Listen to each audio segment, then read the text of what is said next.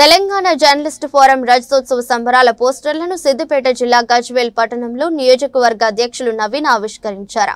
ఈ సందర్భంగా నవీన్ కుమార్ ప్రధాన కార్యదర్శి మహిపాల్ రెడ్డి మాట్లాడుతూ తెలంగాణ ఉద్యమంలో అత్యంత కీలక పాత్ర పోషించిన టీజేఎఫ్ 25 వసంతాల సంబరాలు జరుపుకోవడం ఎంతో గర్వకారణమని పేర్కొన్నారు. దశాబ్దాల పాటు దగాపడ్డ తెలంగాణ ప్రజల విముక్తి కోసం మలిదశ ఉద్యమంలో ప్రజలను చైతన్యపరచడంలో తెలంగాణ జర్నలిస్టులు కీలక పాత్ర పోషించారని గుర్తు చేశారు.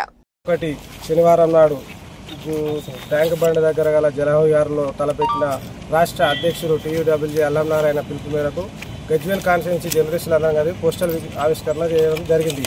గజ్వేల్ కాన్స్టిట్యున్సీలో గల జర్నలిస్టు సోదరులందరూ పెద్ద ఎత్తున వచ్చి ఈ యొక్క సభను విజయవంతం చేయగలరని అందరికీ ఆహ్వానిస్తున్నాం.